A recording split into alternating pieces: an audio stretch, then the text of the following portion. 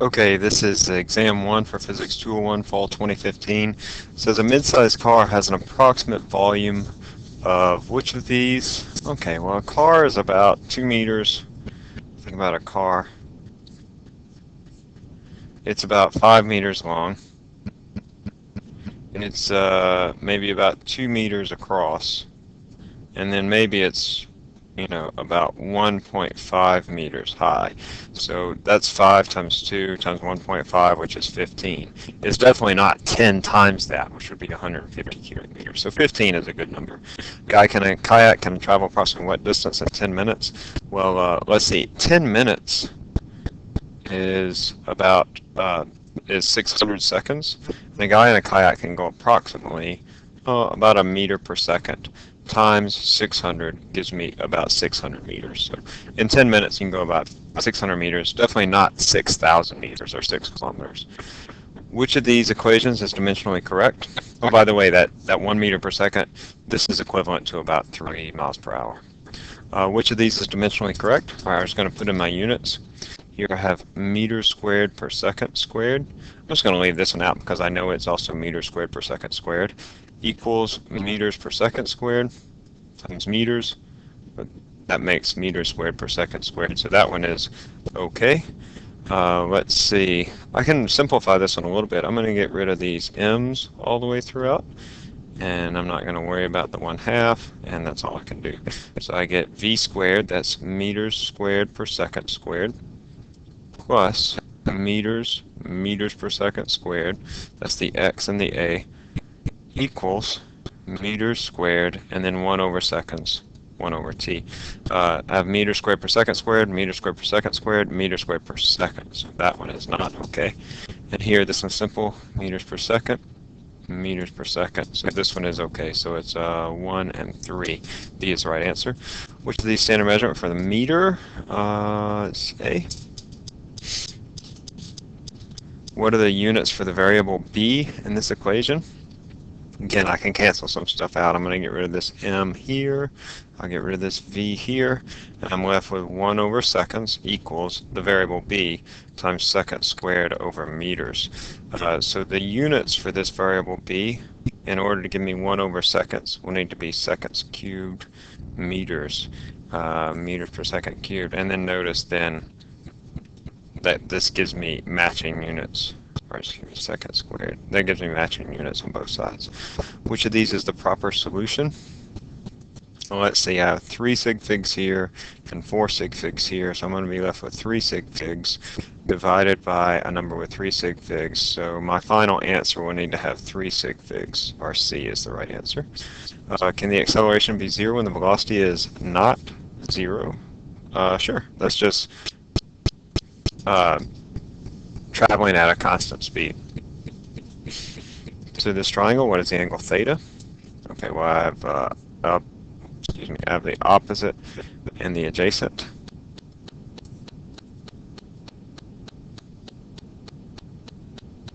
So I do the inverse tan of 3.1 over 8.5.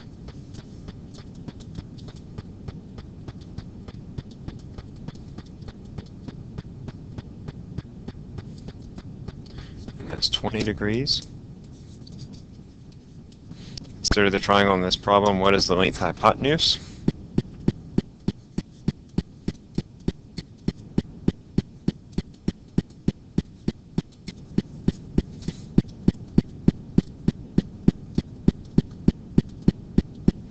I get 9 meters.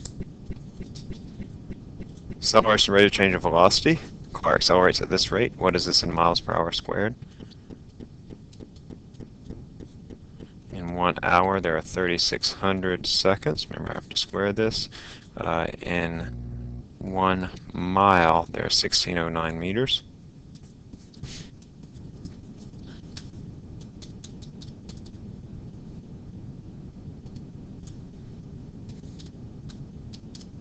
Do that, I get 97,000.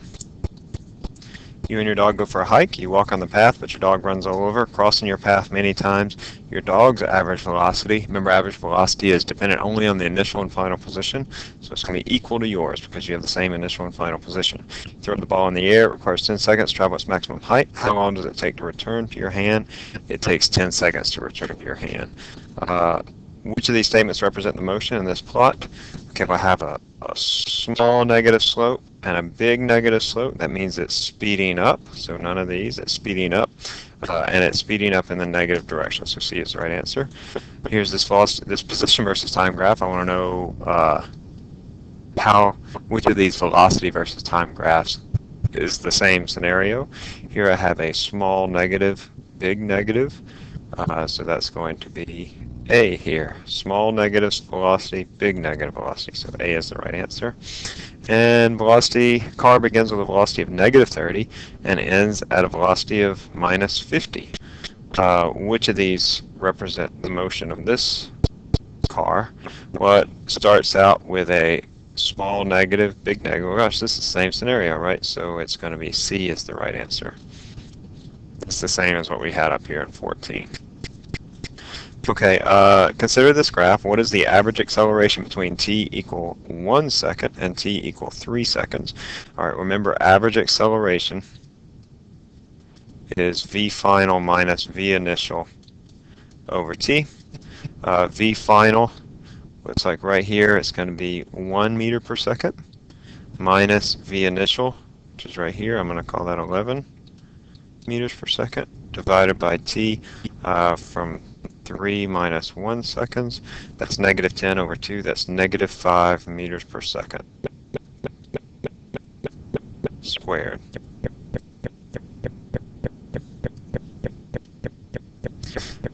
Estimate the instantaneous acceleration at t equal 2 seconds. So I'm looking for the slope of a line that is right here.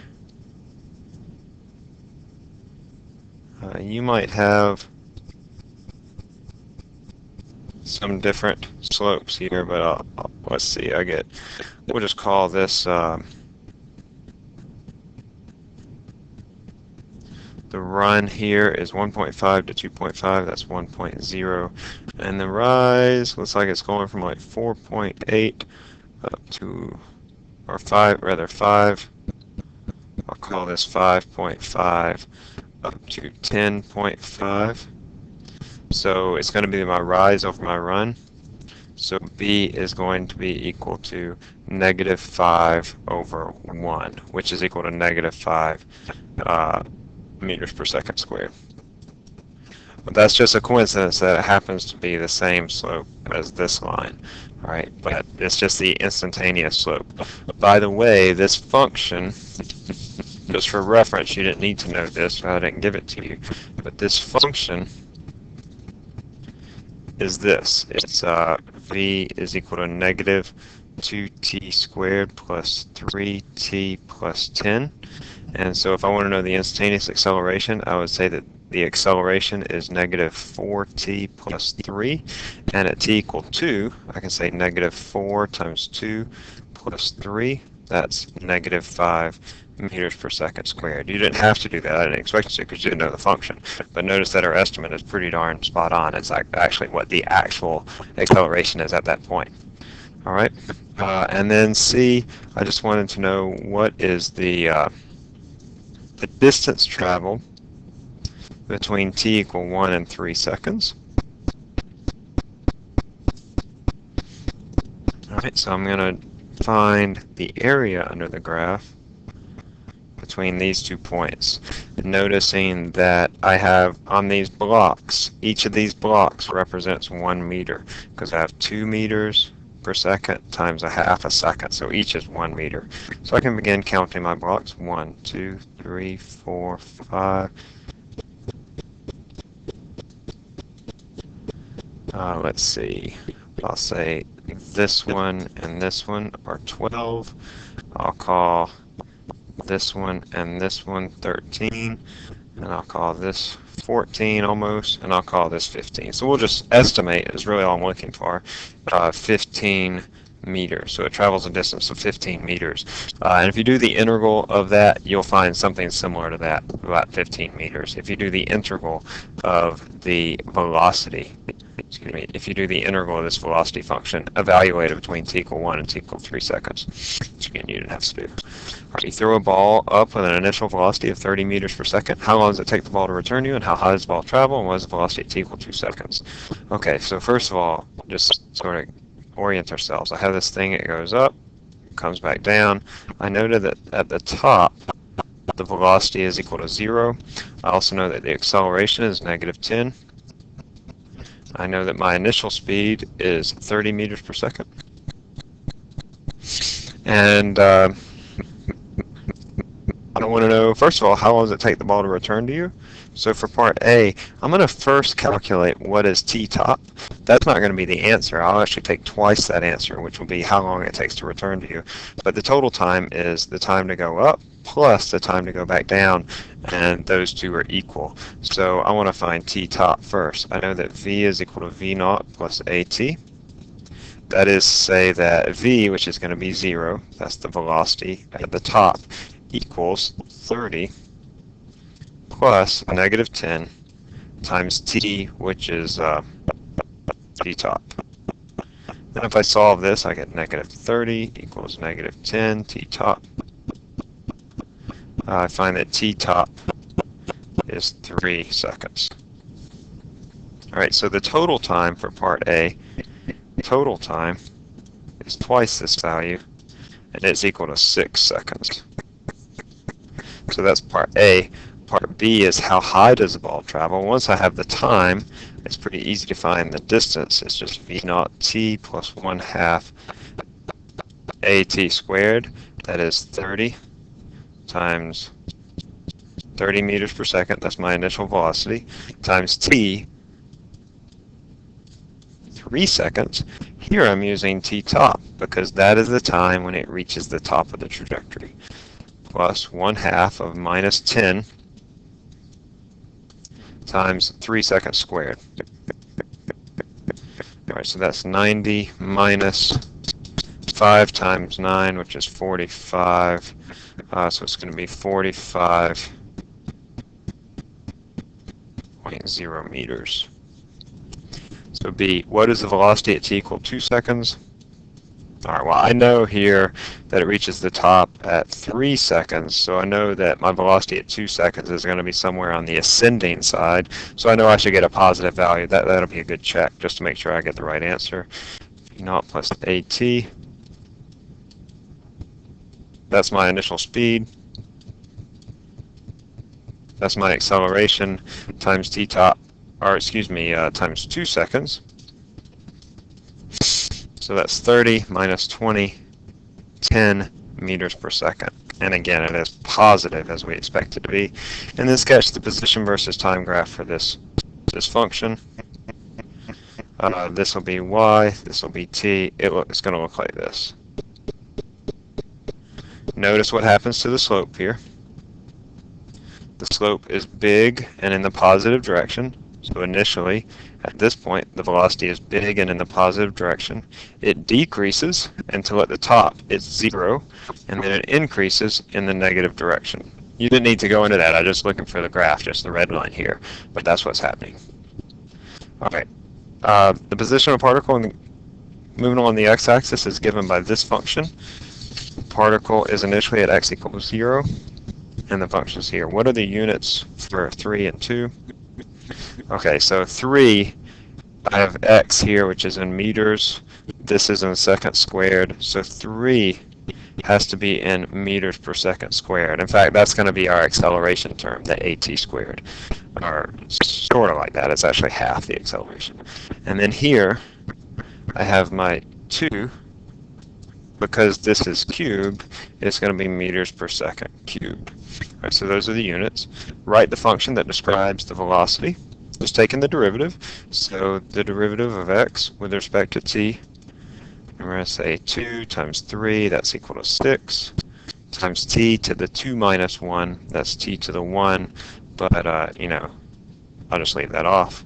And 6t minus 6t squared.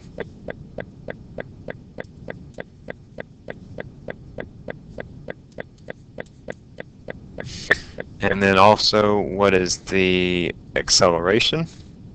That's just the derivative dv dt, where this is my velocity function. This is also known as the second derivative of the position function. It's going to be my acceleration. It's going to be 6 minus 12t.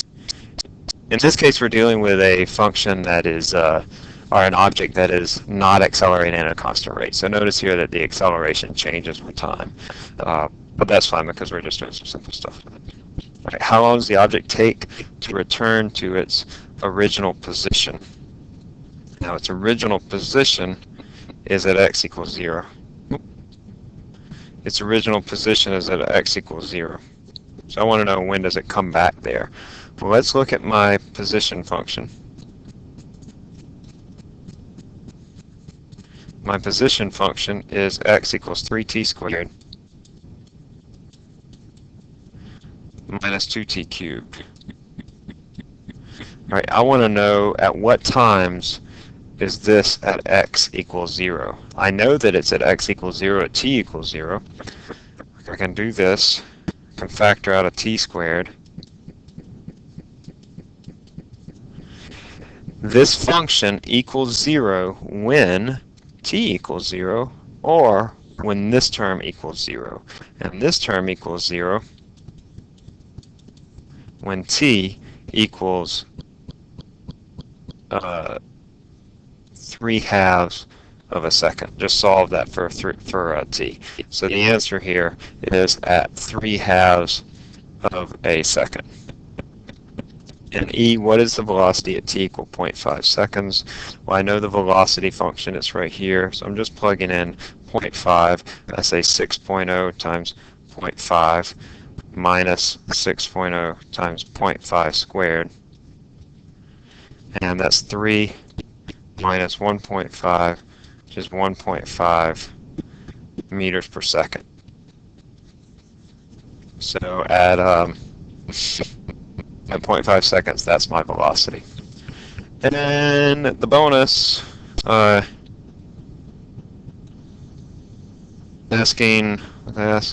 what time does a particle reach its maximum x position?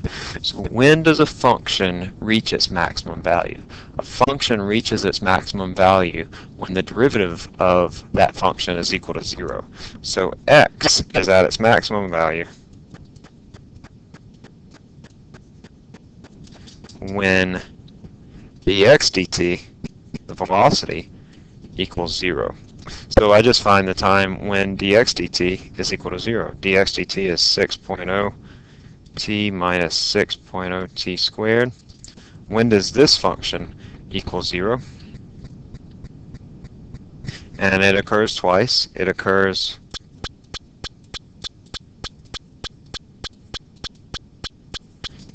when this is equal to 0. It also occurs at t equal 1 second, which makes this term go to 0. So it reaches its maximum position at t equals 0 and t equal 1. Let's look at this. This is the graph of the function. Hold on just a second. Okay, so this is the graph of the function. The blue line is the graph of the function. The blue line here is the graph, and the red line is the derivative. So this is x of t, and this is dx dt. Now notice here when I have this, when the curve turns around, the derivative is equal to 0. Similarly over here, when the x position, when it curves like this and goes from going up, from increasing to decreasing, my derivative is equal to 0. And so this is the point at t equal 1 when I have a maximum position. And I just evaluate the derivative to find when is that maximum position. And it's when the derivative of the position function is equal to 0. All right. Car is traveling 56 kilometers per hour, is 24 meters from a barrier when the driver slams on the brakes. The car hits the barrier 2 seconds later.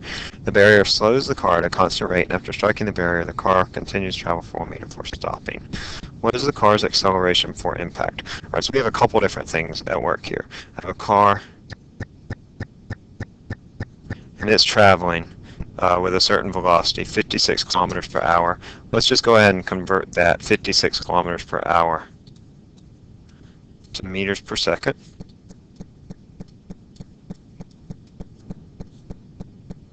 In 1 kilometer, there are 1,000 meters, and that is equal to 16 meters per second. All right, now that we got that out of the way, our initial velocity here is 16 meters per second. It travels a distance of 24 meters before it hits a barrier. All right, the barrier causes the car to slow down, and over a distance of 1 meter, it causes the car to stop. So the final velocity over here is going to be 0. We don't know the velocity here. That's part of the question. And so let's go ahead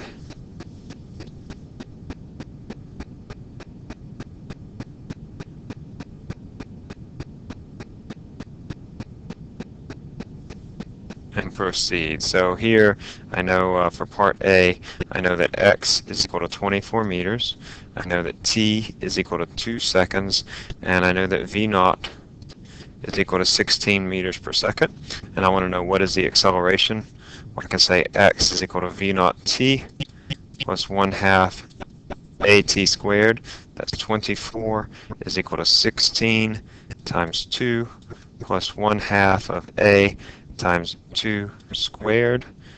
And let's see, that gives me an acceleration of a equals -4 meters per second squared. Right, so that's the acceleration, and that's the answer to part A, the acceleration in this first part. And then further, what is the car's speed at impact? Well, I know that v is equal to v naught plus at. That's equal to v naught was 16 meters per second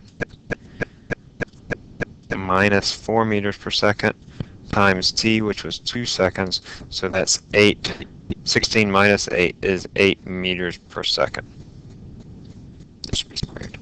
Okay, so that's my velocity at impact, so that's up here. This is 8 meters per second. Now I have a second problem, so I'll do this in red, or orange, but orange. Now I have a second problem where my initial velocity is now 8 meters per second. My acceleration, I don't know. My velocity is 0, and my time, I don't know. I know that my displacement, though, is 1 meter. So these are the knowns and the unknowns. I can write my equations. X equals v naught t plus 1/2 at squared, and then v is equal to v naught plus at. I have a couple of unknowns in these. I don't know a or t in either equation. So I have a system of equations, two equations, 2 unknowns in each. So, and I also want to know both what is the acceleration and what is the time. So I want to solve the system equations for both of those. A couple of different ways I could do this. I'm going to solve this equation for a. Remember, this is 0, so a is equal to -v naught over t. And I'm going to plug this in for a right here. And so we get x equals v naught t plus 1/2 of -v naught over t times t squared. And then this simplifies a little bit. I lose a t there, I lose a t there. And I can now solve this for t because I know all of the answers. Let me just rewrite this a little bit.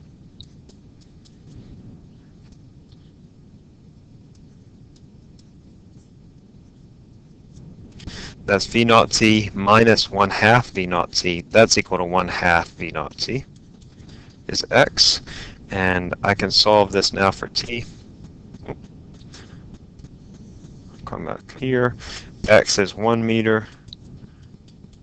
V naught was 8 meters per second. And t is, oh, pardon me, I'm sorry. I know v naught. 1/2, 8 meters per second times t. So I have a half times 8, so 1 meter is equal to 4 times t. let's see. Yeah, so t then is equal to 1/4 second. Let me double check. I think my notes are wrong. Yeah, that's right. So t is 1/4 of a second. That's one answer. And then let's see, I also wanted to know what is the acceleration. Well, I can pick any one of these, but in fact, I already have an expression for the acceleration here, so I'll just say A is negative v naught. V naught is 8 meters per second divided by t, 1/4. That's equal to 32 meters per second squared, which is about 250,000 miles per hour squared.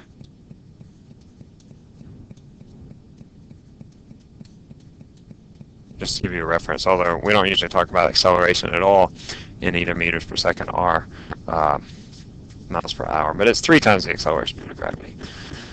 Okay, all right, that's it. The exam. Here are the multiple choice answers, and if you look down, that graph that I showed you is also in the solution. The graph, remember this was the function, was it, I think it was the original function for x. Yeah, this is the x function, and then this is the v function, the derivative of x.